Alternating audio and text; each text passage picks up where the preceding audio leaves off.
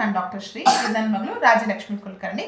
ಇವತ್ತು ನಾವು ಆರೋಗ್ಯ ಭಾರತ ಮತ್ತು ಜ್ಞಾನ ಭಾರತ ಮೋದಿಜಿಯವರ ನವಸಂಕಲ್ಪ ಇದೆಯಲ್ಲ, ಅದೊಂದು ಎಪಿಸೋಡ್ 2 ಮಾಡ್ತಾ ಇದ್ದೀವಿ. ಇವತ್ತು ನಾವು ಆಯುರ್ವೇದದ ಕೆಲವೊಂದು ಕಾನ್ಸೆಪ್ಟ್ ಬಗ್ಗೆ ಡಿಸ್ಕಷನ್ ಮಾಡ್ತಾ ಇದ್ದೀವಿ. ನಿಮಗೆ ರಸಗಳಂದ್ರೆ ಗೊತ್ತಾ? ಇಲ್ಲಮ್ಮ. ರಸಗಳು ಅಂತಂದ್ರೆ ಬೇರೆ ಬೇರೆ ಟೇಸ್ಟ್ ಇರುವಂತ ಆಹಾರಗಳು. ನಮ್ಮ ಆಯುರ್ವೇದದಲ್ಲಿ ನಾವು ಷಡ್ರಸ ಅಥವಾ 6 ರಸಗಳನ್ನ ನಾವು ಹೇಳ್ತೀವಿ. ಏನು ಇರ್ಬೋದು? ಸಿಹಿ, ಓಕೆ, ಖಾರ, ಉಪ್ಪು, ಹುಳಿ ಮತ್ತೆ ಒಗರು. ಓಕೆ, ಕಹಿ ಕೂಡ ಒಂದು. ಓಕೆ, ಸೊ ಸ್ವೀಟು, ಮಧುರ, ಉಪ್ಪು, ಹುಳಿ, ಖಾರ, ಕಹಿ ಮತ್ತೆ ಒಗರು ನಾವು ಷಡ್ರಸಗಳಂತ ಹೇಳ್ತೀವಿ. ಸಿಹಿಗೊಂದು ಎಕ್ಸಾಂಪಲ್ ಕೊಡು.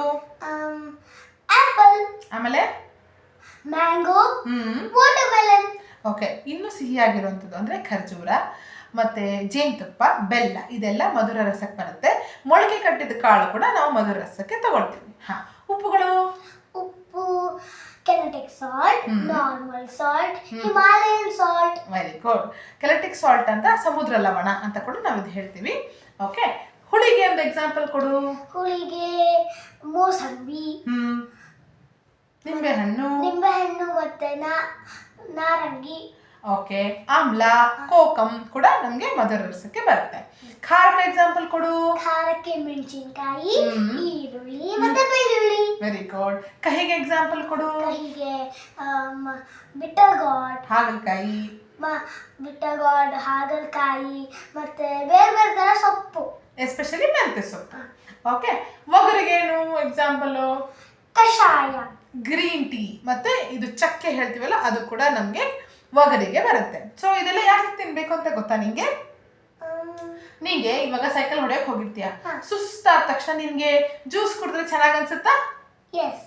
ಯಾಕೆ ಅಂತಂದ್ರೆ ನಮಗೆ ಇನ್ಸ್ಟೆಂಟ್ ಎನರ್ಜಿ ಬೇಕು ಅಂತಂದ್ರೆ ನಮಗೆ ಗ್ಲೂಕೋಸ್ ಬೇಕು. ನಮ್ಮ ಶರೀರ ಚೆನ್ನಾಗಿ ಆಕ್ಟಿವ್ ಆಗಿ ಲವಲವಿಕೆಯಿಂದ ಇರಬೇಕು ಅಂದ್ರೆ ನಮಗೆ ಗ್ಲೂಕೋಸ್ ಬೇಕು. ಸೊ ಮಧುರ ರಸ ಅಥವಾ ಸ್ವೀಟ್ ಟೇಸ್ಟ್ ಇರೋದು ನಮಗೆ ಇನ್ಸ್ಟೆಂಟ್ ಗ್ಲೂಕೋಸ್ ಅನ್ನ ಕೊಡುತ್ತೆ.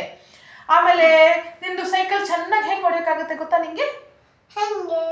ಯಾಕಂದ್ರೆ ನಾವು ತಿನ್ನೋ ಆಹಾರದಲ್ಲಿ ಮತ್ತು ತರಕಾರಿಯಲ್ಲಿ ಇರುವಂತಹ ಸಾಲ್ಟ್ಸ್ ಏನ್ ಮಾಡುತ್ತೆ, ನಮ್ಮ ಬಾಡಿಯಲ್ಲಿ ಇರುವಂಥ ಎಲೆಕ್ಟ್ರಾನ್ಸ್ ಅಥವಾ ನಮ್ಮ ಬಾಡಿಯಲ್ಲಿ ಆಗುವಂಥ ಕ್ರಿಯಾತ್ಮಕ ಶಕ್ತಿ, ಮಸಲ್ ಎನರ್ಜಿಗೆ ಬೇಕಾದಂಥ ಎಲೆಕ್ಟ್ರಿಸಿಟಿ, ನಮ್ಮ ಬಾಡಿಯಲ್ಲಿ ಕೂಡ ಸಣ್ಣ ಪ್ರಮಾಣದಲ್ಲಿ ಎಲೆಕ್ಟ್ರಿಸಿಟಿ ನಡೀತಾ ಇರುತ್ತೆ. ಸೊ ಅದಕ್ಕೆ ನಮಗೆ ಉಪ್ಪು ಬೇಕು. ಉಪ್ಪು ತುಂಬಾನು ತಿನ್ನಬಾರ್ದು, ಕಡಿಮೆನೂ ತಿನ್ನಬಾರ್ದು. ಎಷ್ಟು ನಮಗೆ ಮೀಡಿಯಂ ಬೇಕು. ನಮ್ಮ ಆಕ್ಟಿವಿಟಿ ಮೇಲೆ ನಾವು ಆದಷ್ಟು ನೋಡಿಕೊಂಡು ಉಪ್ಪನ್ನು ತಿನ್ನಬೇಕು. ಹುಳಿ ತಿಂದರೆ ಏನಾಗುತ್ತೆ? ಜುಮ್ ಅನ್ನುತ್ತೆ. ಹಾರ್ಟ್ ಹೆಲ್ತ್ಗೆ ಹುಳಿ ತುಂಬಾನೇ ಅವಶ್ಯಕ. ಹಂಗಾಗಿ ಸೀಸನಲ್ಲಿ ನಾವು ಹುಳಿ ಆಹಾರವನ್ನು ಕೂಡ ತಗೋಬೇಕು. ಖಾರ ತಿಂದ್ರೆ ಏನಾಗುತ್ತೆ? ಉರಿಯುತ್ತೆ. ನಾವು ವ್ಯಾಸೋಡೈಲೇಷನ್ ಅಂತೀವಿ. ಇವಾಗ ಕೊಲೆಸ್ಟ್ರಾಲು ಮತ್ತೆ ಹಾರ್ಟ್ ಅಟ್ಯಾಕ್ ಎಲ್ಲ ಆಗುವಾಗ ಇದು ಏನು ನಮ್ಮ ರಕ್ತನಾಳಗಳು ಸಂಕುಚಿತ ಆಗುತ್ತೆ, ಈ ತರ ಹಿಂಗೆ ಶ್ರಿಂಕ್ ಆಗುತ್ತೆ. ಖಾರ ಏನ್ ಮಾಡುತ್ತೆ? ವ್ಯಾಸೋಡೈಲೇಷನ್ ಅಂದ್ರೆ ರಕ್ತನಾಳಗಳು ಚೆನ್ನಾಗಿ ಓಪನ್ ಆಗಿ ಬ್ಲಡ್ ಸರ್ಕ್ಯುಲೇಷನ್ ಚೆನ್ನಾಗಿ ಆಗಕ್ಕೆ ಹೆಲ್ಪ್ ಮಾಡುತ್ತೆ. ಮತ್ತೆ ಯೂಶಲಿ ಸಕ್ಕರೆ ಪ್ರಮಾಣ ಜಾಸ್ತಿ ಆದರೆ ಗಾಯಗಳು ಬೇಗ ವಾಸಿಯಾಗಲ್ಲ. ಅಂಥ ಟೈಮಲ್ಲಿ ಕೂಡ ನಮಗೆ ಖಾರ ನಾವು ತಿನ್ನೋದ್ರಿಂದ ನಮಗೆ ವೂಂಡ್ ಹೀಲಿಂಗ್ ಆಗೋದಕ್ಕೆ ಕೂಡ ಇದು ಚೆನ್ನಾಗಿ ಹೆಲ್ಪ್ ಆಗುತ್ತೆ. ಇಮ್ಯುನಿಟಿ ಇರೋದಕ್ಕೆ ಕೂಡ ಹೆಲ್ಪ್ ಆಗುತ್ತೆ. ಆಮೇಲೆ ಕಹಿ ಮತ್ತೆ ಒಗರು. ಕಹಿ ಮತ್ತೆ ಒಗರು ತಿಂದ್ರೆ ಒಂಥರ ಬಾಯೆಲ್ಲ ಬ್ಲಾಂಡ್ ಆಗುತ್ತೆ. ಸೊ ಕಹಿ ಮತ್ತೆ ಒಗರು ಕೂಡ ನಾವು ತಿನ್ನಬೇಕು. ಅದು ನಮ್ಮ ಇಮ್ಯುನಿಟಿಗೆ ತುಂಬ ಒಳ್ಳೆಯದು.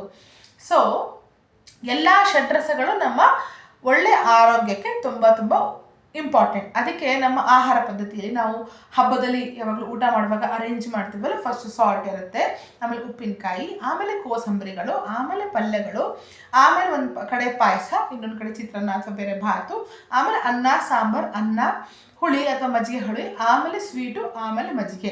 ಇದೇ ರೀತಿಯಲ್ಲಿ ಆಹಾರ ಕೂಡ ಸೇವನೆ ಮಾಡಬೇಕು. ಎಲ್ಲ ರಸಗಳನ್ನು ಆದಷ್ಟು ದಿನ ತಿನ್ನಲಿಕ್ಕೆ ಪ್ರಯತ್ನ ಮಾಡಬೇಕು. ಈ ಬಿಸಿ ಸ್ಕೆಡ್ಯೂಲಲ್ಲಿ ದಿನ ಇಷ್ಟೊಂದೆಲ್ಲ ಐಟಮ್ಸ್ ಮಾಡ್ಕೊಳಕ್ಕಾಗಲ್ಲ, ಮಾಡಿದ್ರು ತಿನ್ನಕ್ಕಾಗೋದಿಲ್ಲ. ಹಾಗಾಗಿ ಅಟ್ಲೀಸ್ಟ್ ವಾರದಲ್ಲಿ ಒಂದ್ಸತಿ ಅಥವಾ 15 ದಿವಸದಲ್ಲಿ ಒಂದ್ಸತಿ ಅಥವಾ ಸಂಡೇಗೆ ಒಂದ್ಸತಿ ಈ ಥರ ನಾವು ಕಂಪ್ಲೀಟ್ ಡಯಟನ್ನು ತಿನ್ನೋದಕ್ಕೆ ನಾವು ಪ್ರಯತ್ನ ಮಾಡಬೇಕು. ಯಾಕಂದರೆ ಕೋಸಂಬರಿ ಬಂದು ರಾ ವೆಜಿಟೇಬಲ್ ಆಗುತ್ತೆ, ಪಲ್ಯ ಬಂದು ಹಾಫ್ ಬಾಯ್ಲ್ಡ್ ವೆಜಿಟೇಬಲ್ ಥರ ಬರುತ್ತೆ, ಆಮೇಲೆ ಗೊಜ್ಜುಗಳು ಮಾಡೋದ್ರಲ್ಲಿ ಹುಳಿ ಬರುತ್ತೆ, ಕೋಸಂಬರಿ ಉಪ್ಪಿನಕಾಯಲ್ಲೆಲ್ಲ ಉಪ್ಪು ಬರುತ್ತೆ, ಮತ್ತು ನಾವು ಅನ್ನ ತಿನ್ನೋದು ಅದು ಸ್ವೀಟ್ ಇದಕ್ಕೆ ಬರುತ್ತೆ. ಆಮೇಲೆ ಬೇಳೆ ಕಾಳು ಪ್ರೋಟೀನ್ ಕೂಡ ನಮ್ಮ ಬಾಡಿಗೆ ಬೇಕು. ಸೊ ನಮ್ಮ ಶಾಸ್ತ್ರದಲ್ಲಿ ನಾವು ಹೋಲ್ಸಮ್ ಡಯಟ್ ಅಂದರೆ ಈ ಥರ ಹೇಳ್ತೀವಿ. ಸೊ ಇಷ್ಟೊಂದೆಲ್ಲ ಮಾಡ್ಕೊಳಕ್ ಆಗಲ್ಲ, ಸುಲಭದಲ್ಲಿ ಷಡ್ರಸ ಹೆಂಗೆ ತಿನ್ನೋದು ಅಂದರೆ ಗಾಡು ಒಂದು 2 ತರಕಾರಿಗಳನ್ನ ತುಂಬ ಮ್ಯಾಜಿಕ್ ತರಕಾರಿ ಮಾಡಿದ್ದಾರೆ. ಗೊತ್ತಾ ನಿಂಗೆ? ಇಲ್ಲ. ನೆಲ್ಲಿಕಾಯಲ್ಲಿ 5 ರಸ ಇದೆ, ಖಾರ ಮಾತ್ರ ಇಲ್ಲ. ನೆಲ್ಲಿಕಾಯಿಗೆ ಖಾರ ಪುಡಿ ಸೇರಿಸ್ಕೊಂಡ್ರೆ ಏನಾಗುತ್ತೆ? ಎಲ್ಲ ರಸಗಳು ಬರುತ್ತೆ. ಬೆಳ್ಳುಳ್ಳಿಯಲ್ಲಿ ಎಲ್ಲ ರಸ ಇದೆ, ಹುಳಿ ಮಾತ್ರ ಇಲ್ಲ. ಸೊ ಬೆಳ್ಳುಳ್ಳಿನ ನೀವು ಓವರ್ನೈಟ್ ಮಜ್ಜಿಗೆ ಅಥವಾ ಮೊಸರಲ್ಲಿ ನೆನೆಸಿಟ್ಬಿಟ್ಟು ಬೆಳಗ್ಗೆ ತಗೊಂಡ್ರೆ ಅದ್ರಲ್ಲಿ ಕೂಡ ಎಲ್ಲ ರಸಗಳು ಬರುತ್ತೆ. ಗೊತ್ತಾಯ್ತಾ? ಇವಾಗ ಸಿಂಪಲ್ ಅಂತ. ಇನ್ಮೇಲಿಂದ ಅಟ್ಲೀಸ್ಟ್ ದಿನ ಒಂದೊಂದು ನೆಲ್ಲಿಕಾಯಿನ ಉಪ್ಪು ಒಂಚೂರು ಖಾರ ಹಾಕೊಂಡು ನಾವು ತಿಂದ್ರೆ ಏನಾಗುತ್ತೆ? ನಮಗೆ ಷಡ್ರಸಗಳು ಸಿಗತ್ತೆ. ನಮ್ಮಲ್ಲೆಲ್ಲ ಇವಾಗ ಡ್ರೈಡ್ ಆಮ್ಲ ಅಡಿಕೆ ಥರ ಕೂಡ ನಮಗೆ ಶಾಪ್ಸಲ್ಲೆಲ್ಲ ಸಿಗುತ್ತೆ. ಅದನ್ನು ಕೂಡ ನಾವು ಬೈ ಮಾಡಿ ಕನ್ಸ್ಯೂಮ್ ಮಾಡ್ಬೋದು. ಓಕೆ, ಈ ಜ್ಞಾನ ನಿಮಗೆ ಹೆಲ್ಪ್ ಆಯಿತು ಅಂತ ಅಂದ್ಕೊಳ್ತೀವಿ. ಮತ್ತೆ ಹಾಗೆ ಬೇರೆ ಬೇರೆ ಡಿಸ್ಕಷನ್ ತೊಗೊಂಡು ಬರ್ತೀವಿ. ಅಲ್ಲಿ ತನಕ ಈ ಜ್ಞಾನವನ್ನು ಯೂಸ್ ಮಾಡ್ಕೊಳ್ಳಿ. ನಿಮ್ಗೆ ಇದು ಯೂಸ್ ಆಯ್ತಾ ಇಲ್ಲ ಅಂತ ನಮಗೆ ಕಮೆಂಟ್ನಲ್ಲಿ ತಿಳಿಸಿ.